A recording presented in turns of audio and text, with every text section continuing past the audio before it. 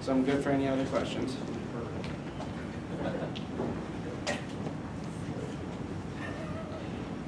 Very clever. Did I hear someone just make a joke about deferring? Yeah, we were just deferring it. Okay.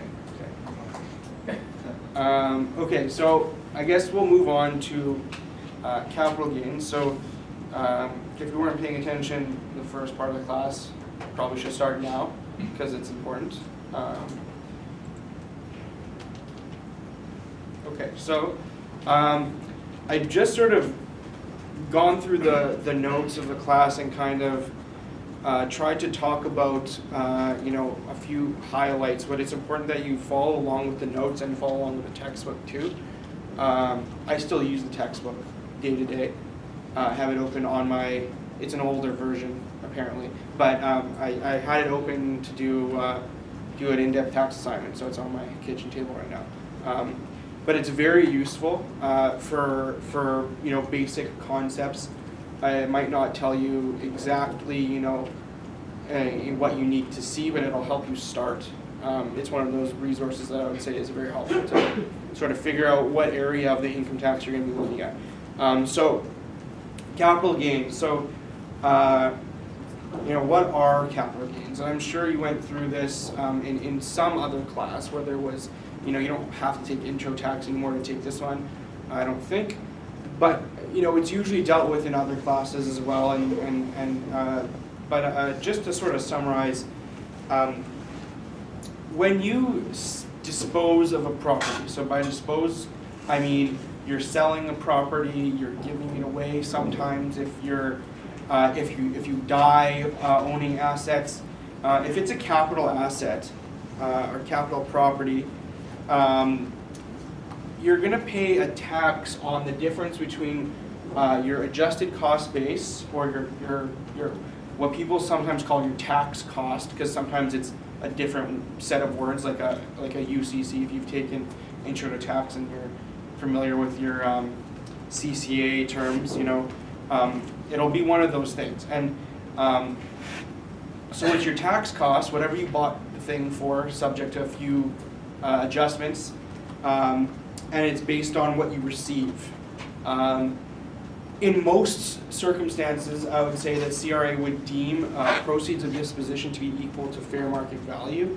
So that's where you have to be careful with, if you're selling something for less than what a fair market value would be, there might be different tax consequences than you expect, because the tax consequences usually happen at fair market value.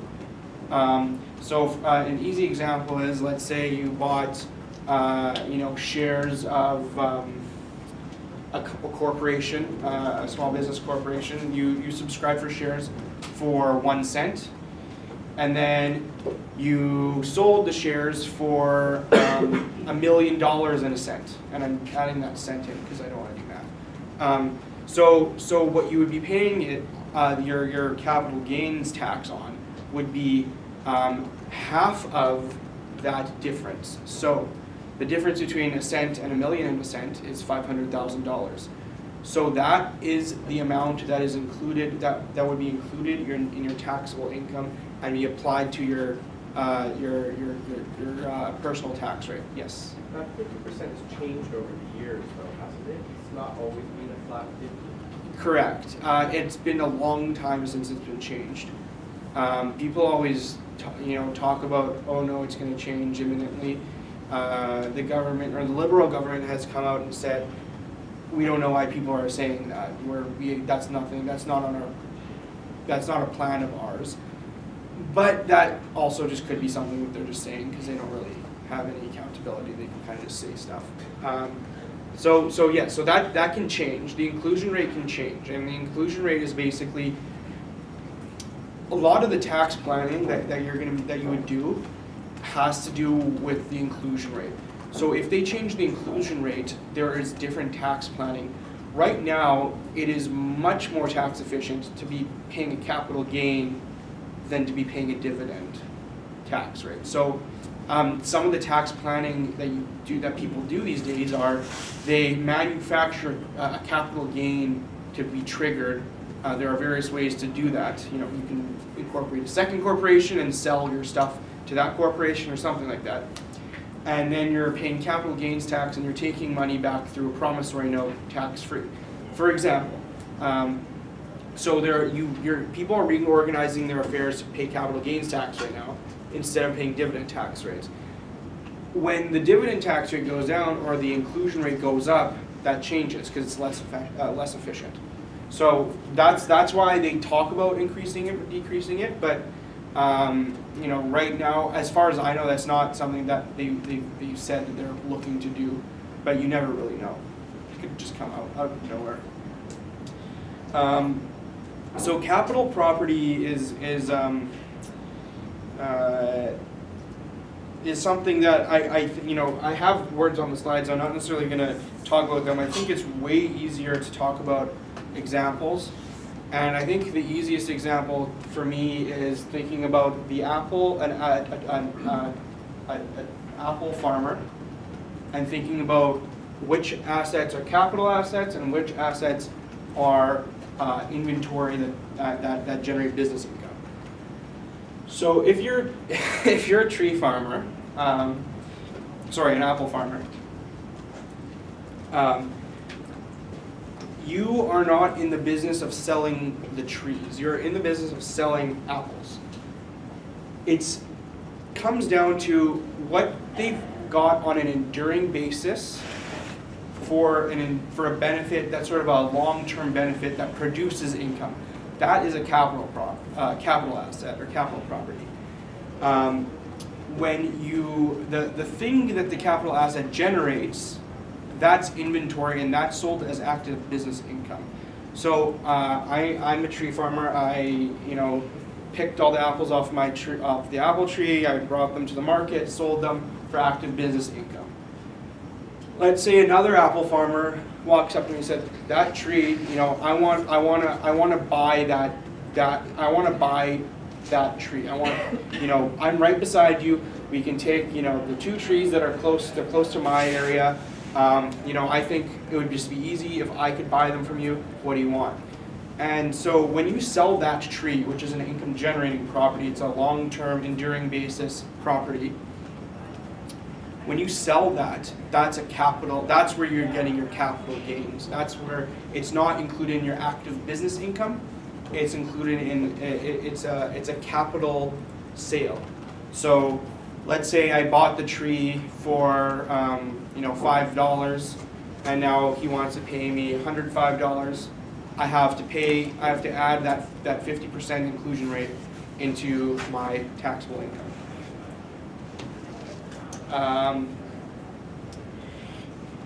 It's been, these change a lot. Yes, sorry. Just because but every year I start selling you more and more apple trees kind of thing, it does become eventually part of my business, right? Like even though I might predominantly sell apples still, if I regularly sell apple trees kind of every year, it's still, like it shifts, right? Yes, that's a great point, and that's what these are sort of going to be talking about. So these kind of changed a lot, but this is sort of the theme. If you're just trying to get a general overview of the capital asset, these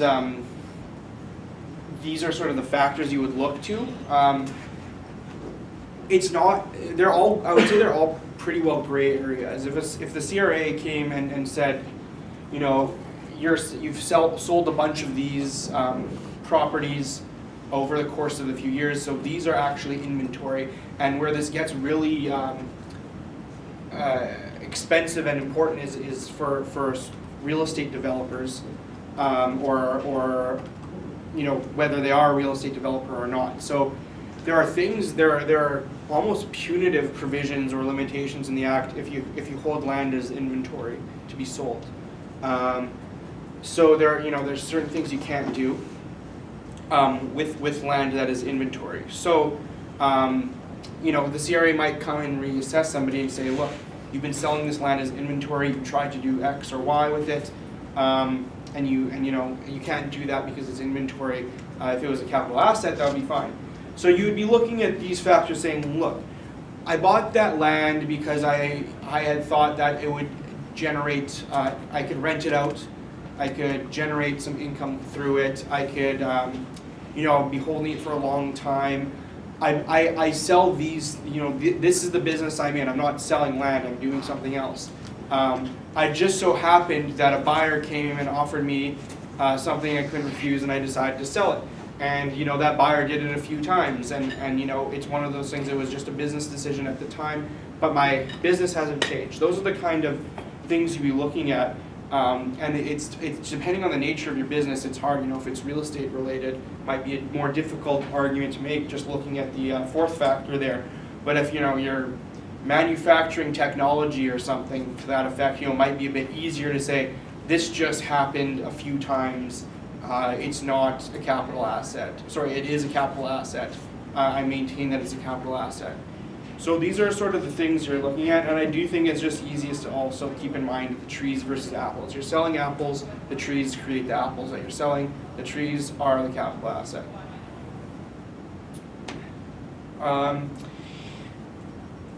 And please, if you have any questions, stop me. This next topic is a sort of a part of capital gains. It's one of those things that it's easier to looking at examples for this doesn't always help, just because there's so many different other calculations going on at the same time. I've sort of mentioned that. I'll get into it in just a minute after I explain what it is. So, because of the nature of capital assets, they tend to be quite expensive, and so the policy reason for including this is quite clear that if someone's buying a capital asset that is, let's say, a manufacturing plant, that's going to be tons of money, and not everyone has, let's say if it's worth 10, 15 million, not everybody has that lying around in their wallet. So often there's a payable, it's a proceeds that are payable over time. And so what you can do in some situations is you can take a deferral of including the income as long as you're over the 20% minimum per year. So if it's over 5 years, you can do it as long as it's 20% per year. It's fine. The example in the textbook is pretty good.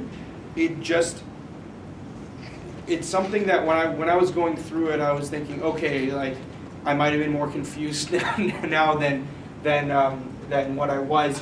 It's just something to keep in mind. Okay, here, if you're doing a simple dividing it by 5 and getting your 20%, just keep in mind it can't be over that, and then do work through the calculation, because that limit in the example it's not as obvious as when I was thinking about it, independently of the example. And I think Dan also has an example in the notes that is also clear. But by the end of let's say if you take under 20% the first year, and it gives you a limitation on your second year that you still can't go over 40%, and it's I guess that's the extent that I sort of wanted to go into it. I don't know if it would be helpful for me to go through a example or not, but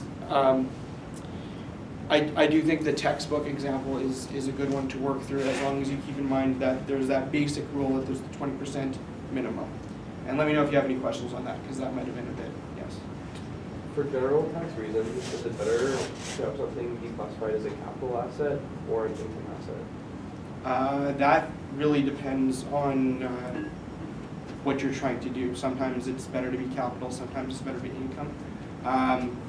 For deduction purposes, if you're trying to make an argument that you've taken a deduction, that has to do with your income, not to do with your capital. So an immediate deduction to your income is better than doing a deduction for a capital asset, or sorry, not a deduction, sorry, for an expenditure for a capital asset, because you get to take it right away. But it depends really what you're trying to do. It's if you're trying to, obviously, if you're trying to for reporting income, right now it's I guess it still depends, right? If you have the small business deduction, if you have other deductions to take, if you have losses to use up, if you have capital losses to use up, sometimes having something on as a capital gain would be better, because you're using up that capital gain. If you have, other losses and then a capital gain, you can't use the losses against that capital gain. So in some situations, it is better for a capital asset. Some situations it's not. It just depends on what you're trying to do. And generally speaking, it's the business you have makes it more conducive for the thing that you're selling the most of to be your income, your active business income, and the things that you're using to generate that income are as capital. And people generally try to keep the things separate to the extent that it's predictable. If it becomes unpredictable, you get reassessed by CRA, and then you have to deal with that at the time. And you might have tried to do, for example, a Section 85 rollover transaction with land that the CRA is now saying was inventory. So that's one of the problems that could come with it being unpredictable. But generally speaking, it's I guess it's a lawyer answer, but it depends. Yes, Dan? Sorry, what's unpredictable? If it becomes unpredictable, if you have if your asset that you're unsure if it's a capital asset or an income generating asset, an income asset, then that I would say that's sort of more concern than which is better, sort of in trying to answer that question. Yes, Frank? It's after 3 o'clock. It's after 3 o'clock. Thank you. Okay, that'll be break time.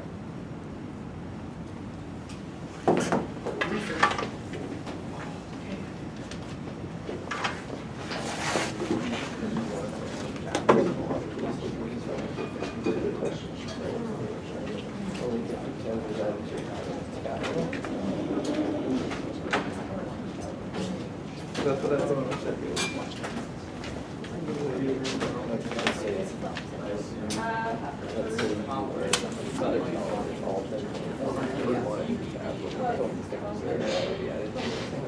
Is that thing about a title and intro and you what's up here? That's anything? You guys have to write one. Okay, so if I sell apples and they sell my income, and they're taxed at 100%, are they taxed at 100%? Oh, Okay, so say you're in. oh, like my business tax. Okay, no, so like, you just have, let's assume that you're No, it's not. and The business is doing the yes, income. your corporation. Oh, that's right. And the other thing that's added to it is the same. All the health employees that have it capital gains rather than the entirety of the sale. If I sell $100 worth of apples, I'm taxed on $100 of income worth of apples. Yeah, $100 is added to your income. At 9%. Yeah. Whereas if I have $100 because I sold one apple tree, $50 is added. I'm only taxed on $50 in that.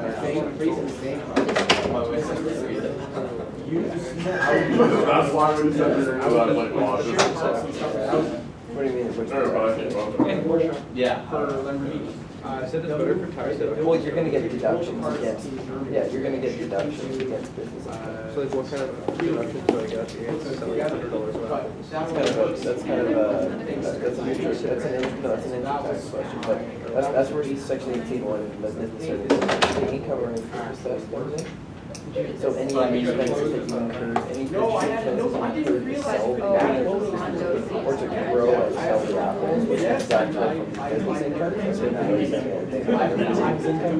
But if it's capital gains, you can only deduct capital losses. For each of the sleep sections, like.